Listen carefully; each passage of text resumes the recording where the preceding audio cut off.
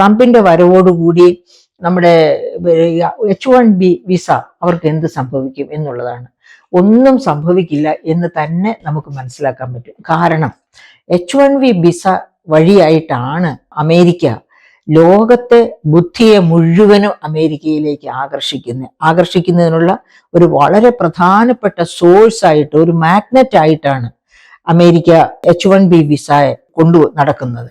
അപ്പം അതായത് പിന്നെ GRE പരീക്ഷയൊക്കെ എഴുതി ഏത് രാജ്യത്ത് നിന്നാണെങ്കിലും അമേരിക്കയിലേക്ക് പഠിക്കാൻ വരാം. പക്ഷെ GREയിൽ നല്ല സ്കോർ കിട്ടണം എന്നുണ്ടെങ്കിൽ സാധാരണ രീതിയിൽ നല്ല ഇന്റലിജന്റ് ആയിട്ടുള്ളവർക്ക് തന്നെ പറ്റൂ.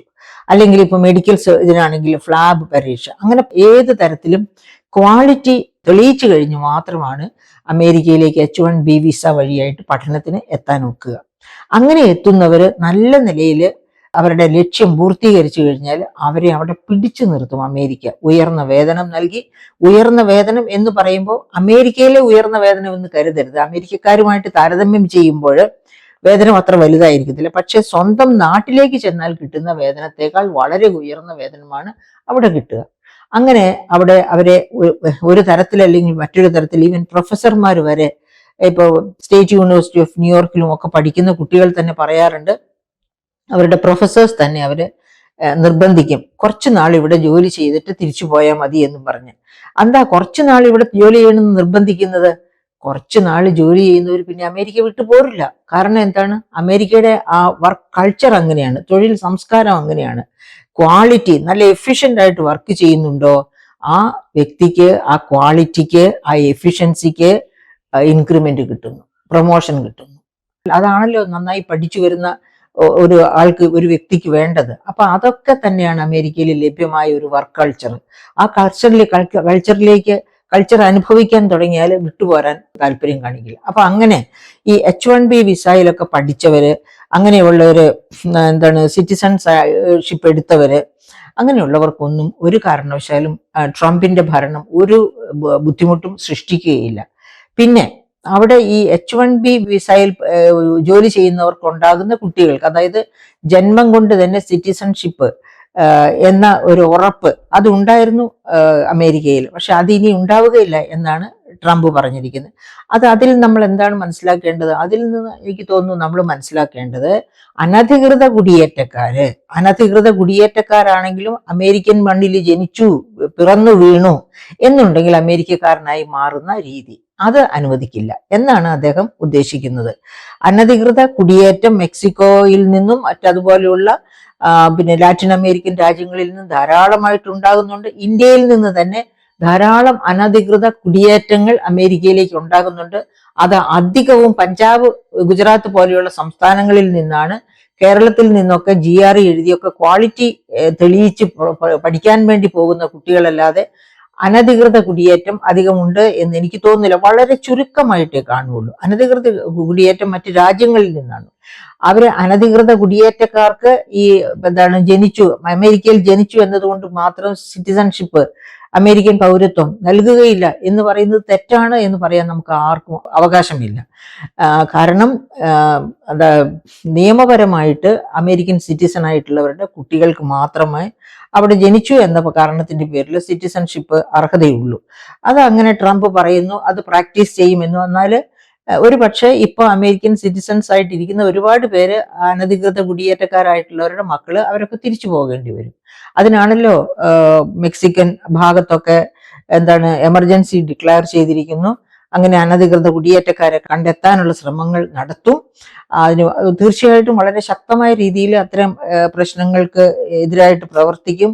അത് ഒരു പക്ഷേ ഈ ഇത്തരം പ്രഖ്യാപനങ്ങൾ തന്നെ അദ്ദേഹത്തിന് വിജയസാധ്യത ഉറപ്പാക്കുകയായിരുന്നു എന്ന് വേണം നമ്മൾ കണക്കാക്കാനായിട്ട്. അതായത് അമേരിക്ക ഫസ്റ്റ് അദ്ദേഹം എപ്പോഴും പറയാറില്ല. ട്രംപ് പലപ്പോഴും ഡംബ് പൊട്ടിക്കാറുള്ള കാര്യമാണ് അമേരിക്ക ഫസ്റ്റ്. ഓക്കെ, ഞാൻ നേരത്തെ സൂചിപ്പിച്ചല്ലോ, അമേരിക്കയാണ് ഏറ്റവും കൂടുതൽ GDP ഉള്ള, ഏറ്റവും ഉയർന്ന GDP ഉള്ള രാജ്യം, ഏറ്റവും ഉയർന്ന പെർ ക്യാപിറ്റ ഇൻകം ഉള്ള രാജ്യം. ശരി തന്നെ. പക്ഷേ അതുകൊണ്ട് മാത്രം അമേരിക്ക ഫസ്റ്റ്, അതായത് ഒരു പക്ഷേ ഏത് പൗരനാണെങ്കിലും എൻ്റെ രാജ്യം ഒന്നാമത്, ഇപ്പൊ ഇന്ത്യ ഫസ്റ്റ്, അതാണ് നമ്മുടെ പ്രിഫറൻസ്, ഇന്ത്യക്കാണ് ഫസ്റ്റ്. എന്ന് പറഞ്ഞതുപോലെ ഓരോ രാജ്യക്കാരനും അവനവന്റെ രാജ്യത്തിന് ഫസ്റ്റ് പ്രിഫറൻസ് കൊടുക്കുന്നത് ഒരു തെറ്റായിട്ട് നമുക്ക് ചൂണ്ടിക്കാണിക്കാൻ പറ്റുകയില്ല. Trump is an American, so America is first for him. അത് നമ്മൾ ആരും പറയുന്നത് പോലെ തന്നെ. അപ്പൊ അങ്ങനെ ഒക്കെ എടുത്തു കഴിഞ്ഞാലും എനിക്ക് തോന്നുന്നില്ല നമ്മുടെ കുടിയേറ്റക്കാര് അതായത് നിയമപരമായി വിദ്യാഭ്യാസത്തിന് വേണ്ടിയോ തൊഴിലിനു വേണ്ടിയോ അമേരിക്കയിലേക്ക് നിയമപരമായിട്ട് കുടിയേറേണ്ടവർക്ക് ഒരു പ്രശ്നവുമില്ല. ഇനിയാണെങ്കിലും അത് അത്യാവശ്യമായിട്ട് വരും. അതായത് ഈ H1B വിസയുടെ കാര്യം തന്നെ എടുക്കുമ്പോൾ നമ്മൾ പ്രത്യേകമായിട്ട് ശ്രദ്ധിക്കേണ്ട ഒരു കാര്യമാണ്, ലോകത്തെ ഏറ്റവും മിടുക്കരെ അമേരിക്കയിലേക്ക് ആകർഷിക്കാൻ വേണ്ടിയാണ് ജോർജ് ബുഷ് സീനിയർ പ്രസിഡന്റ് ആയിരിക്കുമ്പോൾ 1990 H1B വിസ സമ്പ്രദായം കൊണ്ടുവന്നത്. അങ്ങനെ അതായത് ഏറ്റവും ശ്രേഷ്ഠമായ മനുഷ്യവിഭവത്തെ അമേരിക്കയിലേക്ക് ആകർഷിക്കുക, അതായിരുന്നു ഉദ്ദേശം. അപ്പൊ അങ്ങനെ H1B വിസ കൊടുക്കാൻ തുടങ്ങിയതിന് ശേഷം ഒരു വർഷം 1,90,500 H1B വിസ വരെ കൊടുത്ത വർഷങ്ങളുണ്ട്. പക്ഷെ പിന്നീട് അത് കുറച്ച് നിജപ്പെടുത്തി താഴേക്ക് കൊണ്ടുവന്നു 65,000 വിസ ഒരു വർഷം എന്ന രീതിയിലാക്കി അത് നിജപ്പെടുത്തുകയായിരുന്നു ചെയ്തത്. ഇപ്പോഴും അത് തന്നെയാണ് തുടരുന്നത്.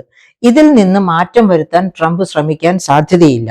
കാരണം US ലേബർ ബ്യൂറോ പ്രതീക്ഷിക്കുന്നതും പുറത്തുവിട്ടിരിക്കുന്നതുമായ കണക്ക് 2026 12 ലക്ഷം വിദഗ്ധ തൊഴിലാളികളുടെ വേക്കൻസീസ് ആവശ്യം അമേരിക്കയിൽ ഉണ്ടാകും എന്നാണ്. അപ്പോൾ എങ്ങനെയാണ് H1B വിസ നിയന്ത്രിക്കാനോ നിരാകരിക്കാനോ സാധിക്കുക ട്രംപിന്? അത് മാത്രവുമല്ല, 2019-2029 കാലത്ത് 8 ലക്ഷത്തോളം സ്റ്റെം ജോലികൾ എന്ന് പറഞ്ഞാൽ സയൻസ്, ടെക്നോളജി, എഞ്ചിനീയറിംഗ്, മാത്തമാറ്റിക്സ്, ഈ 4 മേഖലകളുമായിട്ട് ബന്ധപ്പെട്ട് ഉയർന്നു വരാവുന്ന തൊഴിലാണ് 2019-2029 കാലത്ത് 8 ലക്ഷത്തോളം തൊഴിലുകൾ. അത്തരം തൊഴിലുകൾക്ക് അമേരിക്കക്കാർക്ക് ഒരു പ്രത്യേകതയുണ്ട്. ആ പ്രത്യേകത എന്താണ്? അവർക്ക് ഇഷ്ടപ്പെട്ടത് അവർ പഠിക്കാൻ പോകുന്നത്. അത് സ്റ്റെം ആകണം, അതായത് സയൻസോ ടെക്നോളജിയോ എഞ്ചിനീയറിങ്ങോ മാത്തമാറ്റിക്സോ ആകണമെന്നില്ല. അപ്പം എവിടെ പോകും ഈ സ്റ്റെം ആവശ്യപ്പെടുന്ന അത്രയും? അതായത് 8 ലക്ഷത്തോളം സ്റ്റെം തൊഴിലാളികൾ, അതായത് സയൻസ്, ടെക്നോളജി, എഞ്ചിനീയറിംഗ്, മാത്തമാറ്റിക്സ്, ഇതൊക്കെ തന്നെ വലിയ നിലവാരത്തിൽ പഠിച്ച് ക്വാളിഫൈഡ് ആയിട്ടുള്ള 8 ലക്ഷത്തോളം പേര്.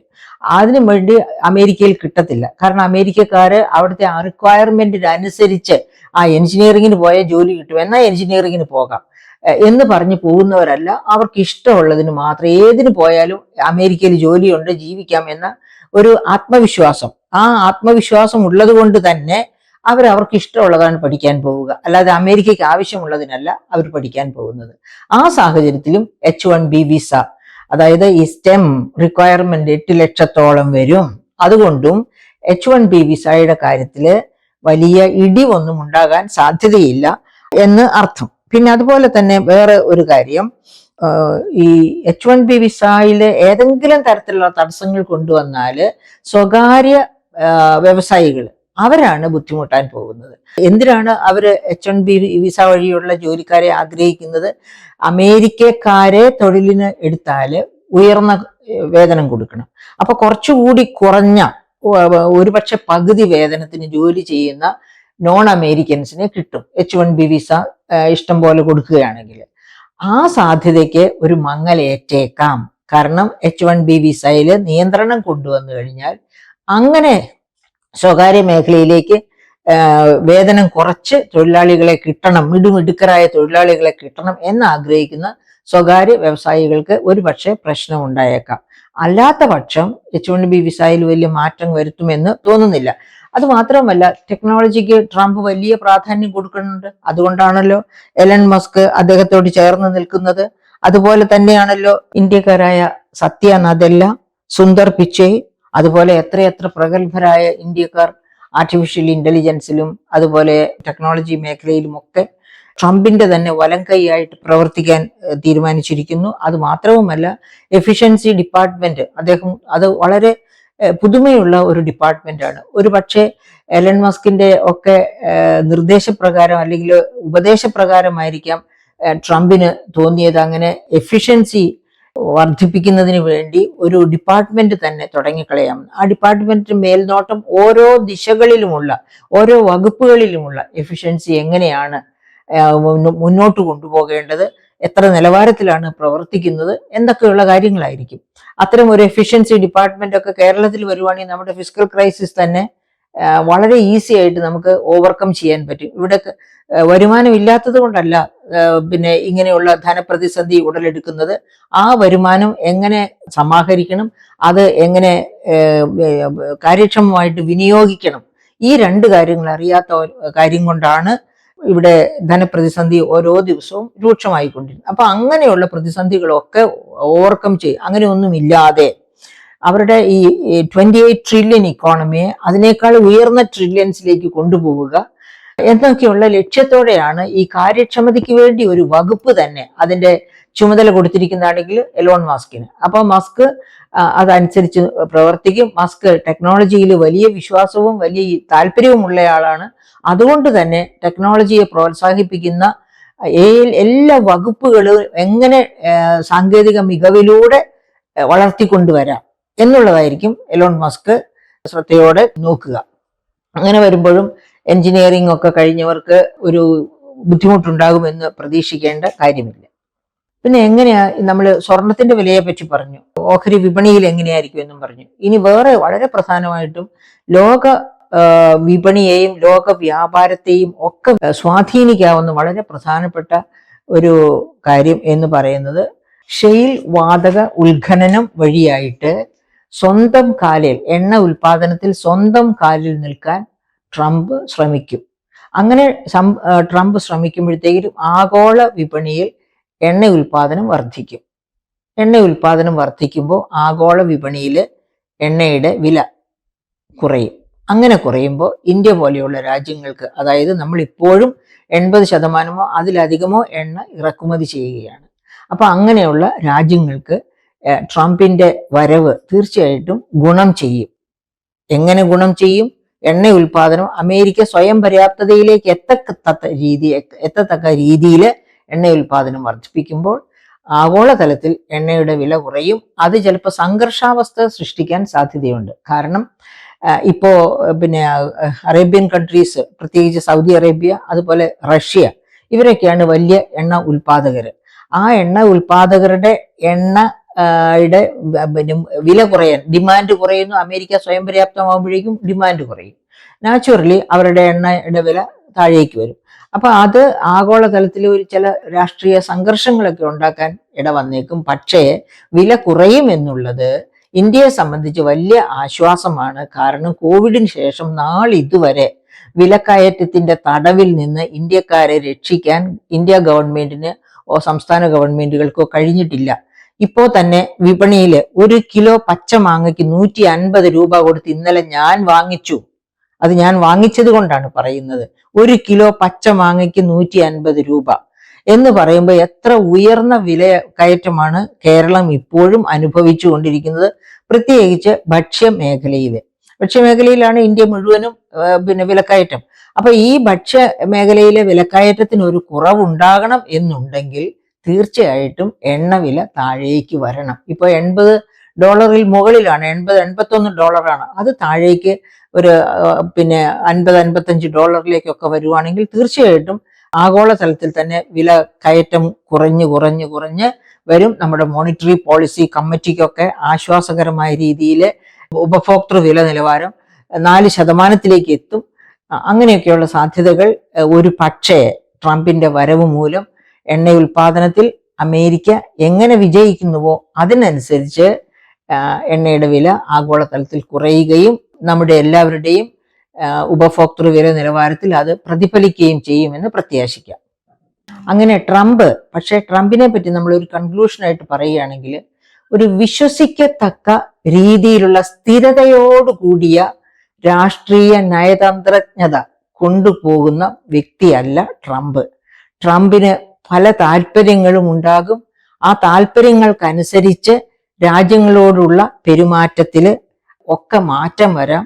ആ മാറ്റങ്ങൾക്കനുസരിച്ച് തന്നെ ആഗോളതലത്തിലും ചില പ്രകമ്പനങ്ങൾ ഉണ്ടായിക്കൂടാ എന്നില്ല. അതുകൊണ്ട് ട്രംപിന്റെ നാളുകൾ ഒരു പക്ഷേ ബൈഡന്റെ നാളുകളെക്കാൾ കൂടുതൽ അലയൊലികൾ വർദ്ധിക്കുന്ന കാലമായിരിക്കും എന്ന് വേണം കരുതാൻ.